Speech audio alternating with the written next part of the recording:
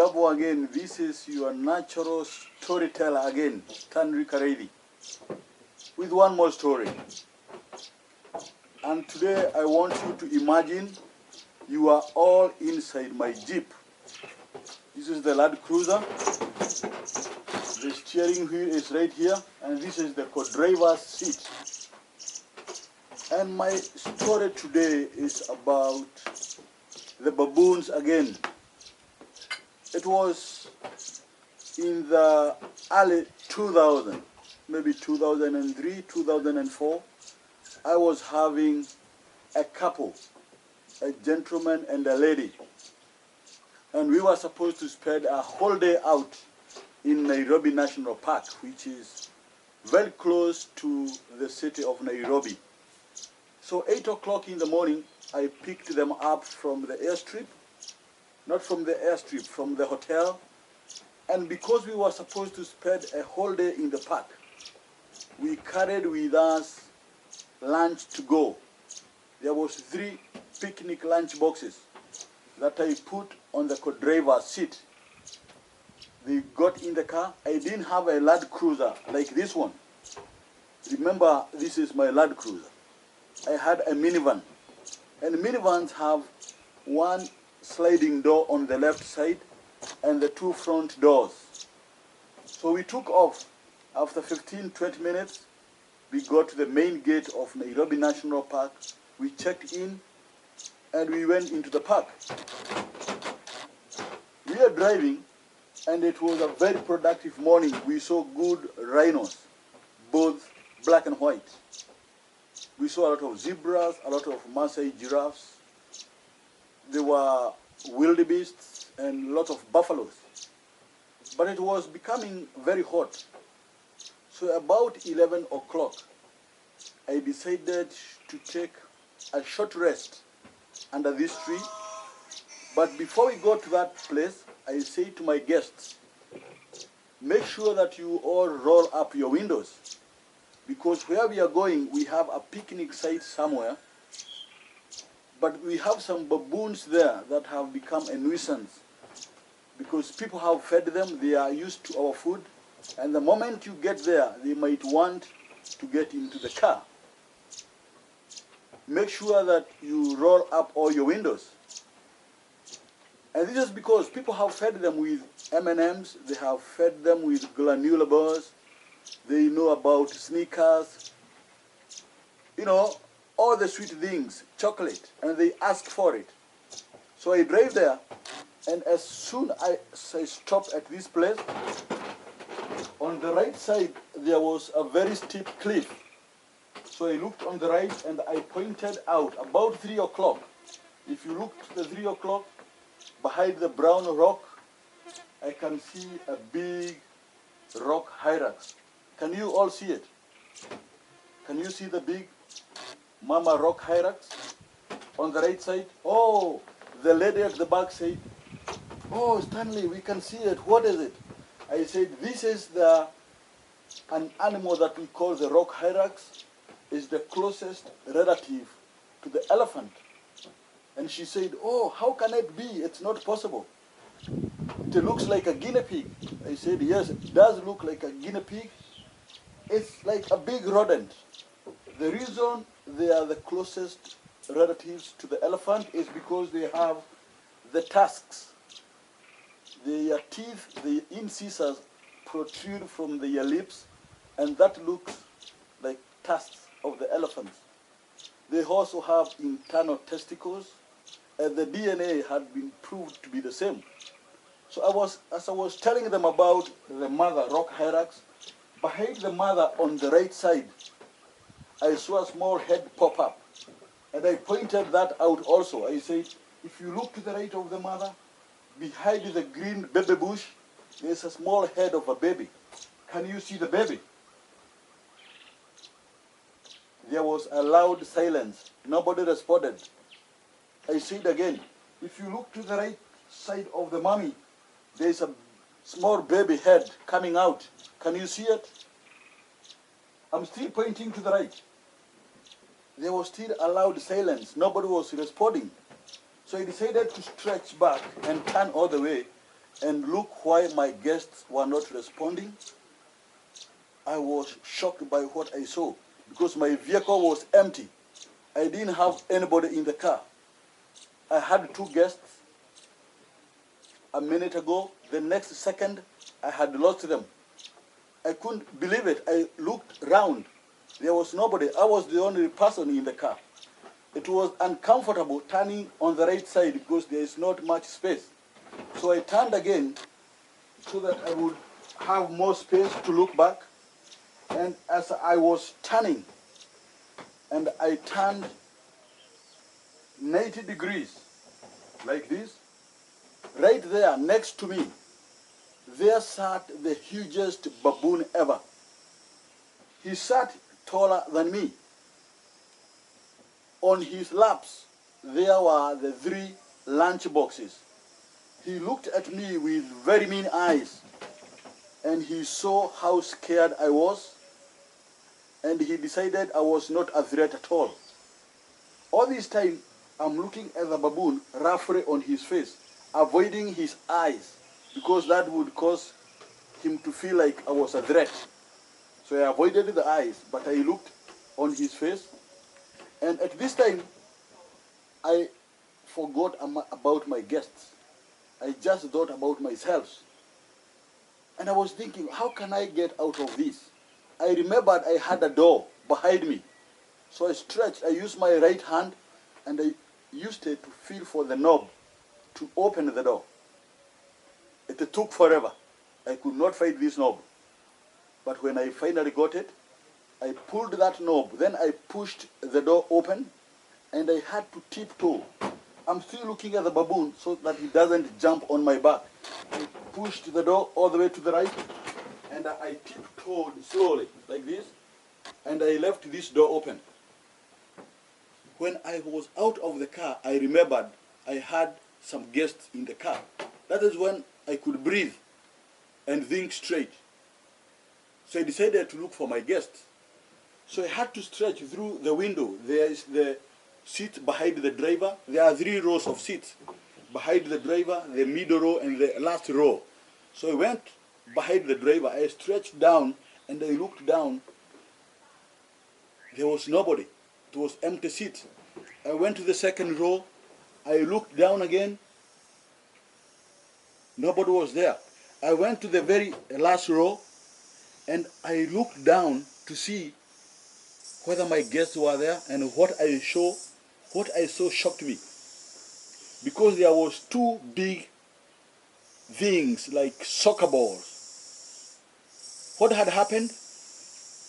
There's a space between the seats of the car and the seats. The floor of the car and the seat, there's some space in between there.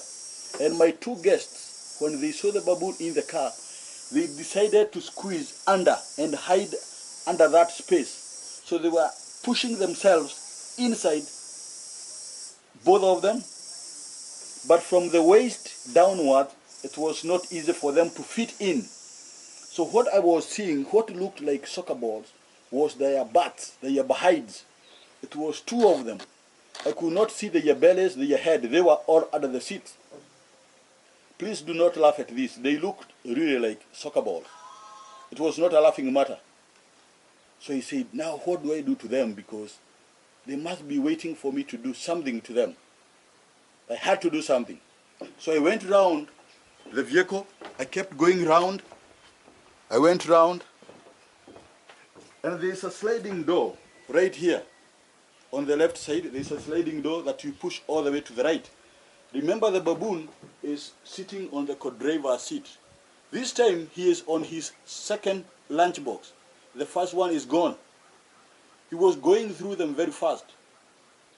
The first one that he took was a chicken leg that was folded, wrapped on with a foil paper. He unwrapped it very quickly, and he was going like, showing me his teeth. They have big fangs like this. They can do a lot of damage. So when he saw me, because when he was sitting right here, he was sitting right here, he used the side mirror, the driving mirror. He used that. And he saw me coming to try and open the door, and he thought I was coming to him. he showed me his teeth. He went like this, like a dog. 2 times. That made me back off. I backed off a little bit. But I still had to do something because I could imagine how much my guests were expecting me to save them. So I tried again, and I got, the baboon is still looking at me, so I'm looking at the baboon, but I'm also headed for this knob to open the door. Luckily enough, thank God, the door was not locked from the inside. So I pushed this door all the way to the right. The baboon is still there. And I looked down. Remember my guests, they were all hiding under these seats. So I looked down all the way at the back, and both of them were like this, on the floor of the car. So I called them. It's me, it's Stanley. The gentleman, he had to behave like a gentleman. Remember, the wife was right there. So he did like this.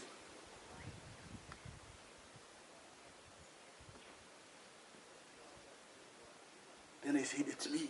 It's not the baboon. Please, it's okay. You can come out. So they could not stand up in the car. Between the 2 seats of the car, we have the aisle, the corridor.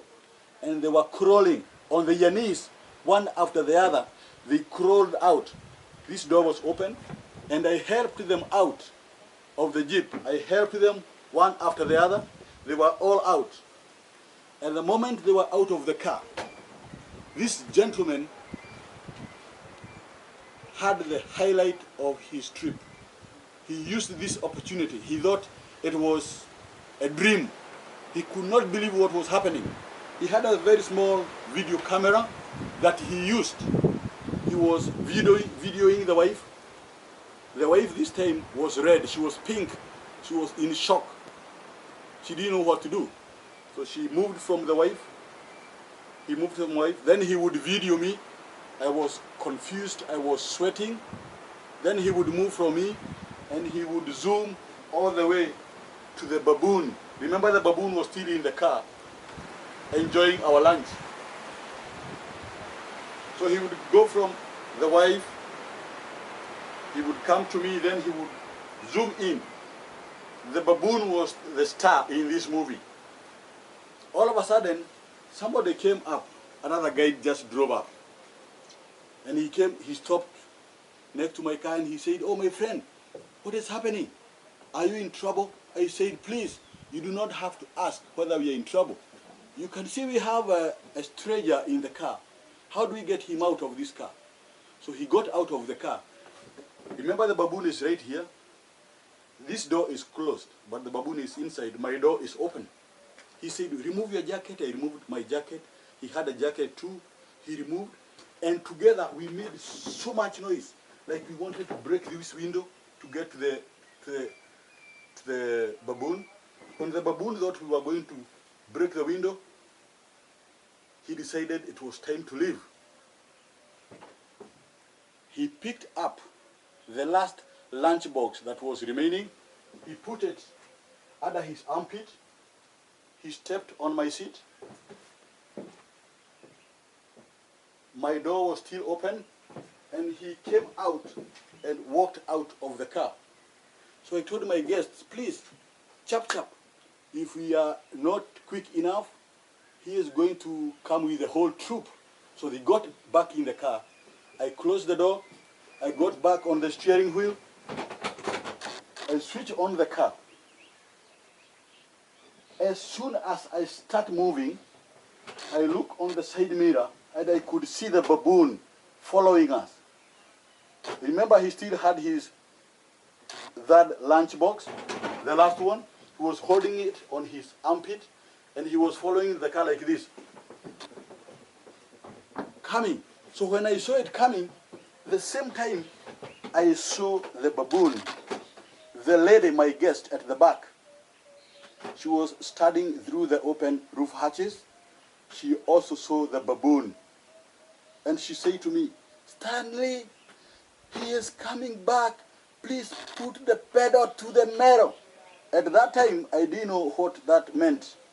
But that's exactly what I did. I put the pedal into the engine room and off we left. After a few minutes, I stopped the car under this tree and I asked my guests, "What happened? I almost lost you." "What happened?" They said, "My friend, when you are talking about the rock hierarchies on the right side and looking on the right side, the baboon approached from the left." So what had happened, as I was looking on the right side, telling them about the story, the baboon came from the left and he used the front left wheel of the car. That is where he stepped. He looked and saw the 3 lunch boxes. He hung on the co-driver's door window that was rolled halfway. There was a gap like this that was not closed. So he hung there, stepped on that wheel, and he forced himself in through that very small opening. It was so smooth. Remember, I was only 3 feet away from the baboon. I did not hear him coming. It was that smooth. So he came in, and when he was almost all the way in, he looked back to my clients who were shocked and afraid with very mean eyes, and they decided the best thing for them to stay safe was to go down and hide under the seats. But every time I remember this story, I can imagine this is what happened. When the baboon saw how my guest was scared, he must have done like this, because they did not say a word to me. We spent the rest of the day with no food, but we had enough water to keep us going. That's a true story. It happened in Nairobi National Park, and I have a lot of respect for the baboons because of their long incisors. Ladies and gentlemen, thank you for watching. Keep tuned to my channel and hope that we can continue enjoying this together. See you in my next video. Thank you.